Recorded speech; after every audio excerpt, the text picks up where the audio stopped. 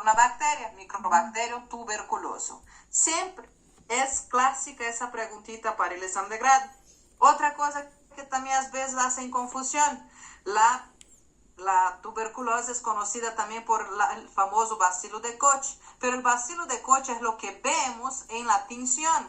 Cuando hacemos la baciloscopía y vemos en la tinción, vamos a encontrar el bacilo de Koch.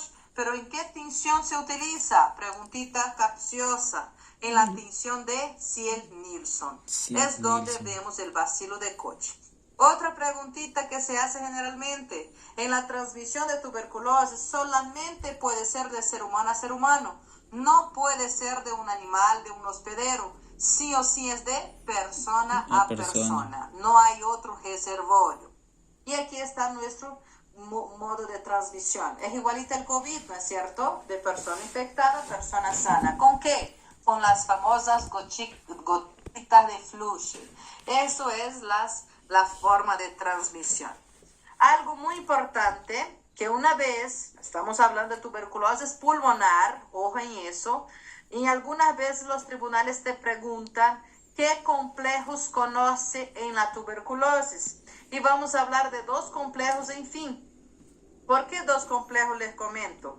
Porque tenemos, una vez que ingresa el microbacterio tuberculoso por la vía aérea, que es la tuberculosis pulmonar, más adelante vamos a hablar de las demás tuberculosis también, que hay varias, pero la tuberculosis pulmonar, una vez que ingresa por vía aérea, llega al pulmón, sabemos que la tuberculosis, el microbacterio tuberculoso tiene una predisposición a ir a los ápices de los pulmones, arriba, a veces en lóbulo medio, pero raras las veces en base de pulmón, generalmente está arriba.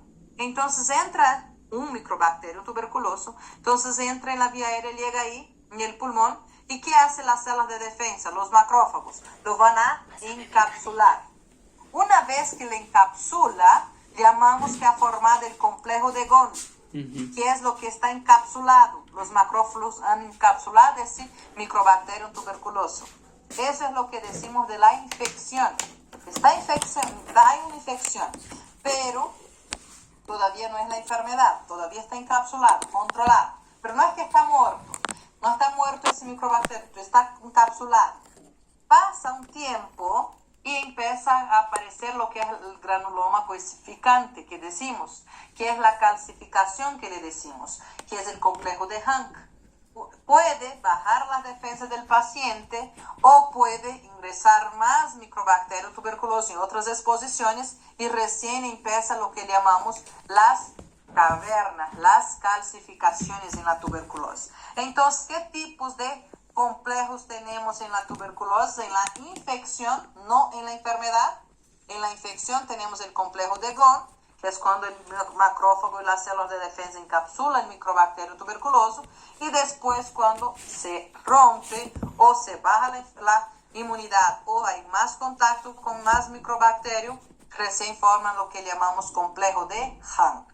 Esos son los dos ejemplos que tenemos de tuberculosis primaria, la famosa infección por tuberculosis. Pero el paciente hasta ahí no presenta sintomatología porque aún está en la infección. Puede más adelante, después que se rompe y causa las calcificaciones de las cavernas, tenemos lo que es atelectasias por obstrucción, los derrames pleurales. ¿Cómo podemos ver esos dos ejemplos? Cuando hay un granuloma en el quinto espacio intercostal, vemos más que todo en los ganglios linfáticos, ¿no? Son más positivos, son radiopacos, que es la flechita que vemos.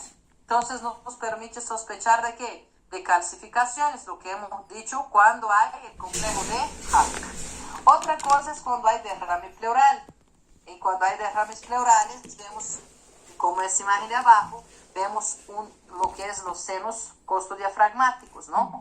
Están ensanchados y están con linfadenopatías. Es cuando ya empieza a hacer las cavernas los microbacterios tuberculosos. Eso es especial para que ustedes memoricen sus dos nombres, complejo de Ghon y complejo de Hank, cuando hay las calcificaciones. Entonces hemos dicho aquí que la infección primaria es lo mismo que la infección, para después tener la infección postprimaria, lo que es la enfermedad.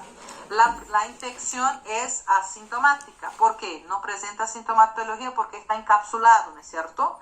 Pasa entre unos 2 a 3 semanas. Hay un dolor pleurítico, en especial a veces, ¿por qué? Por el derrame pleural, y hay esa linfadenopatía que vemos en ese. Cuando el paciente empieza a sentir la sintomatología, cuando tiene la enfermedad. No totalmente exacto cuando el paciente ha tenido el primer contacto.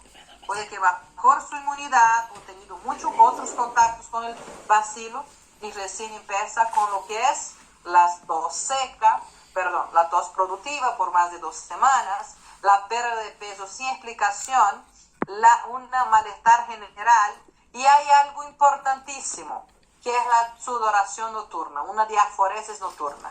Entonces, cuando te pregunten qué es la clínica de un paciente con tuberculosis, porque vamos a poder diagnosticar.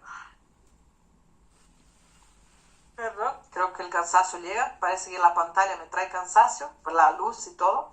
Entonces, cuando llega la enfermedad exactamente de la tuberculosis, en especial cuando hay 3 sintomatologías, cuando hay tos productiva por más de 15 días, cuando hay pérdida de peso sin explicación y cuando hay sudoresis nocturna, una diaforesis tremenda en la noche nomás.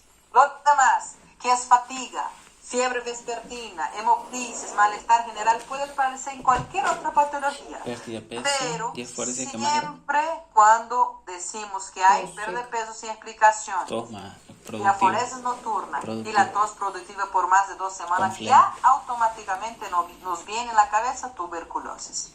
Y cuando siempre, como les digo, esas 3 cositas es la enfermedad de tuberculosis. La primera parte, la primaria que decimos que es asintomático, es la infección.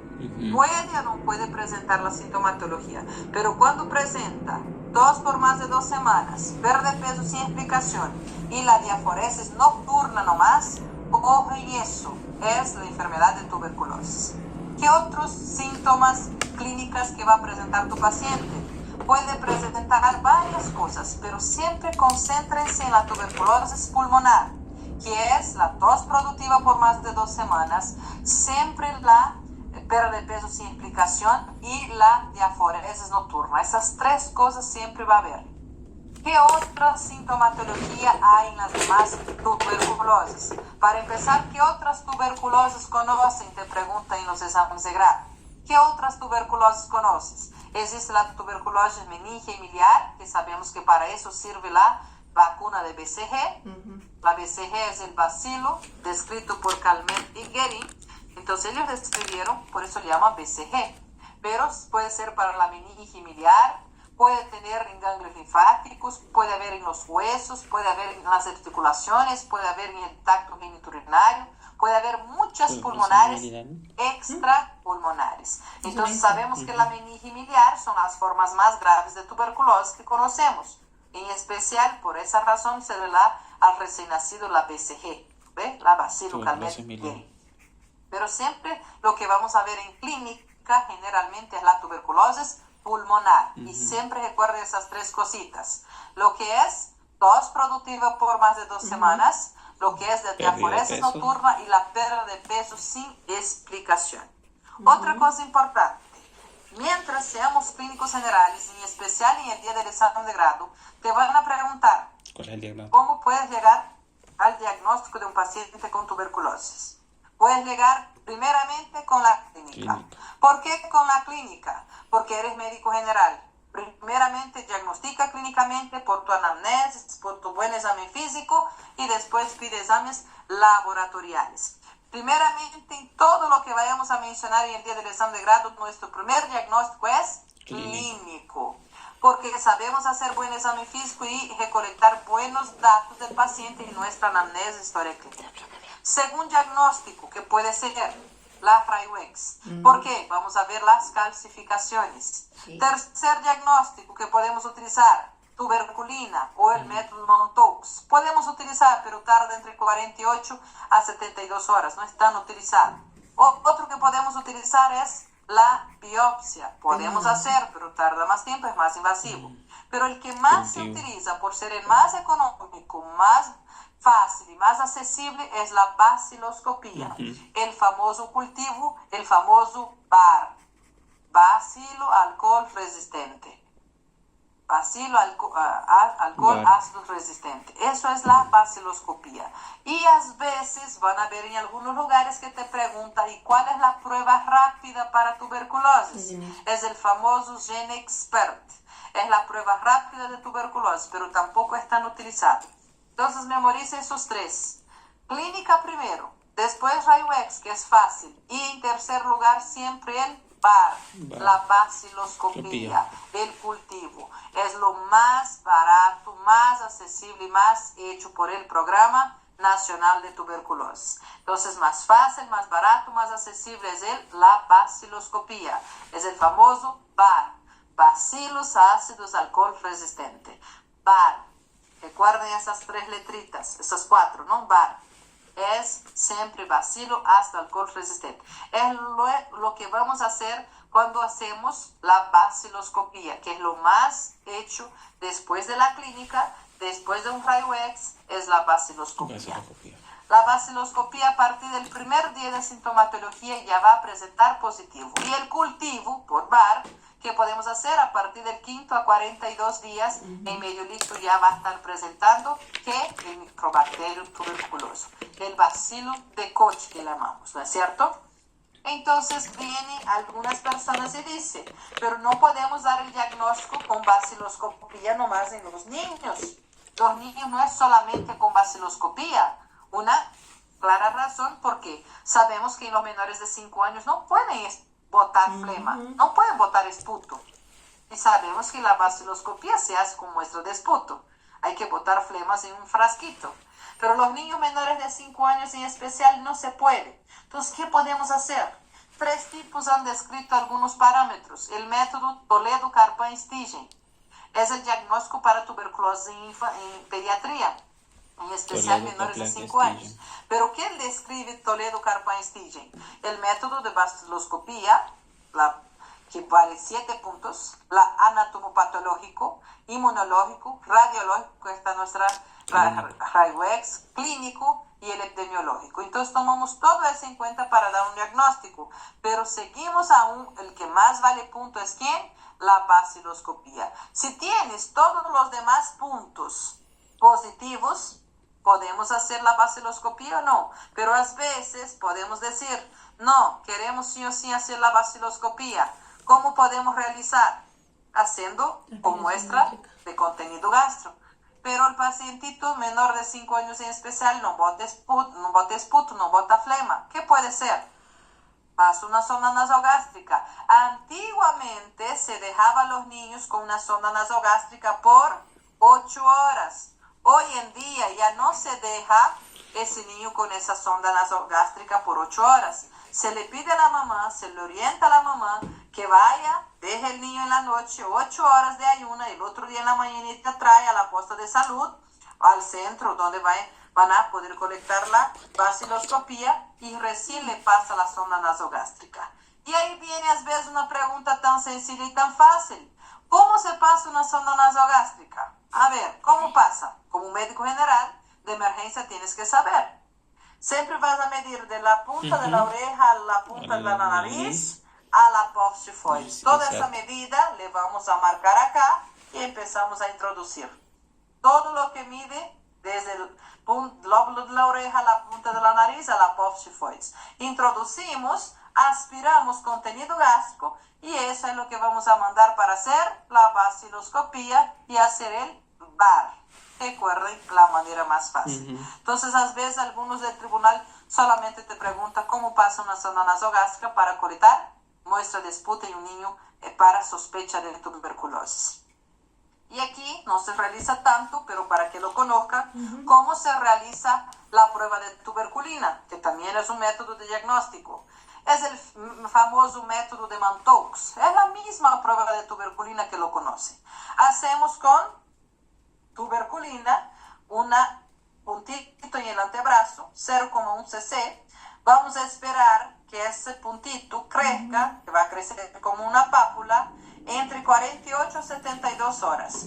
Va a crecer, no podemos leer antes, entonces tenemos que esperar 48 horas para leerlo. Si nos presenta más de 5 milímetros de altura, decimos es falso positivo, pero en especial en pacientes HIV positivo. Otra, más de 10 es positivo. Todavía, pacientes, niños menores de 4 años o pacientes que han tenido contacto con personas con tuberculosis, cuidado, pero no tengan la tuberculosis. Puede tener menores de 4 años porque aún está muy cerca de la vacuna BCG. Entonces puede presentar. Pero para decir positivo para tuberculosis en método Mantoux, en prueba de tuberculina, es cuando la pápula en la cara anterior del brazo sube más de 15 milímetros. Pero no es tan hecha porque tienes que esperar 48 a 72 horas en ese periodo para hacer la lectura. Y a veces el paciente no vuelve o no puedes ver en esas 48 horas. Otro, que es pregunta clásica. ¿Cuáles son los métodos DOTS de tuberculosis? DOTS en tuberculosis son los métodos de cómo se actúa con el paciente. Asociado. ¿Por qué los DOTS es asociado? Los DOTS son asociados porque no se trata solamente de un medicamento. Son 4 medicamentos en el paciente. Por eso es asociado, son 4. Es prolongado. ¿Por qué razón? Porque son 6 meses de tratamiento. 4 meses, 2 meses primero y después 4 meses para continuar. Son 4 medicamentos en los 2 primeros meses y a los otros 4 meses 2 medicamentos. En una sola toma. ¿Por qué es en una sola toma? El paciente solamente toma una vez al día los medicamentos para tuberculosis. ¿Por qué es supervisado? Porque el paciente solo puede tomar la tableta que la licenciada le da. Por esa razón es supervisionado. ¿Por qué? Porque el paciente nunca va a llevar los medicamentos de tuberculosis a su casa. Siempre la licenciada tienes que dar porque tiene que ver tomando el medicamento. Controlado, porque a cada 4, 6 meses, cada mes, 2, 4, 6 meses vamos haciendo controles con la baciloscopía. Y eso vamos viendo si es o no, si está negativando o positivando. Y tomar dosis kilopesos siempre en especial pediatría. Esos son los famosos DOTS en tuberculosis. A veces la única pregunta que hace de tuberculosis. Cuando no es DOTS, es RAFA, que les voy a enseñar más adelante. Solo estamos en repaso, ¿no es cierto? Repaso de lo que ustedes ya llevaron en toda la universidad, llevaron en internado, en la provincia en especial. Entonces, siempre importante, ¿por qué es prolongado? ¿Por qué es combinado, asociado? Porque siempre tratamos con 4 medicamentos. ¿Cuáles son los medicamentos de la tuberculosis? El famoso RIPE, rifampicina, isoniazida, etambutol y piranizamida. Son los 4 medicamentos que vamos a utilizar. Rarísimas veces te preguntan dosis, pero por si acaso una chequeadita siempre en los repasos. Otra cosa importante, la fase intensiva, como hemos dicho, es 2 meses, pero se utilizan los 4 medicamentos. ¿Cuáles son los medicamentos de la tuberculosis? RIPE, rifampicina, isoniazida, piranizamida, etambutol. Después, porque son 6 meses de tratamiento, que dura más 4 meses. En total te da 104 dosis porque solamente 2. De los 4 te queda con los 2 primeros. La rifampicina y la isoniazida. Siempre ojo, los medicamentos de tuberculosis se dan de lunes a sábado, no se da el domingo. ¿Por qué razón? Porque la licenciada también vive, ¿no es cierto? No es que tiene que estar todos los días llevando ese medicamento al paciente. Por eso se da de lunes a sábado. Otra cosita importante, para los que no memorizan fácilmente los medicamentos, rifampicina, isoniazida, piranizamida, ¿no? Recuerde, todo RIPE en la calle siempre está riendo. Todo RIPE tiene tuberculosis. Todo RIPE, RIPE, es el tratamiento de la tuberculosis. Rifampicina, isoniazida, piranizamida, etambutol. Todo RIPE, rifampicina, isoniazida. Es los 6 meses de tratamiento, por esa razón, memorice. Rifampicina, isoniazida, piranizamida, etambutol. RIPE. Otra cosa importante siempre para hablar es que a veces la única pregunta también, ¿qué es RAFA en tuberculosis? Si ustedes se dan cuenta acá, Arriba está dosificación de medicamentos de primera línea. Primera línea es lo que siempre vamos a empezar. Pero hay pacientes que hacen algún tipo de reacción a esos medicamentos, rifampicina, isoniazida, pironizamida, etambutol. Si hace alguna reacción adversa a fármacos antituberculosos de primera línea, ¿qué hacemos? Es el famoso RAFA. Tenemos que cambiarlo. Tenemos que cambiar el tratamiento. Y siempre cambiamos por los de segunda línea. ¿Qué de segunda línea conocen? Cualquier otro antibiótico y en especial las quinolonas. ¿Qué quinolonas conoces? La ciprofloxacino y la levofloxacino en especial. Pero también puedes cambiar por otro aminoglucósido, como la canamicina, la micacina. Pueden cambiar otro aminoglucósido. Pero siempre, ojo, primeramente los de primera línea se empieza. Todo lo que es los programas de tuberculosis. Entonces, siempre que te suceda RAFA, es porque hay que cambiar primera línea, que era RIPE, por cualquier otro antibiótico. Y hay algunas preguntitas de colegio médico que a veces le molestan. Siempre hay un colegio médico que hay un epidemiólogo. Siempre hay uno por ahí. Y te preguntan a veces, ¿puedes vos diagnosticar un paciente con tuberculosis solamente en el consultorio? Sí, porque clínicamente puedo diagnosticar. Si tiene, recuerda las tres cositas. Si tiene pérdida de peso sin explicación, dos productivas por más de 2 semanas y una diaforesis solo en la noche, es clínicamente diagnóstico de tuberculosis. Pero ¿cómo puedo confirmar? Con una baciloscopía o con un BAR. La baciloscopía es el más fácil, más accesible y más económico. Otra cosa importante que a veces te preguntan, ¿cómo es un paciente nuevo en tuberculosis? Paciente nuevo no es solamente el que nunca fue tratado. Paciente nuevo en tuberculosis es el que aún no ha cumplido más de un mes de tratamiento. Si tu paciente ha empezado, pero está con 1 semana, 2 semanas, 3 semanas, sigue siendo paciente nuevo, hasta 29 días. ¿Qué es un paciente previamente tratado?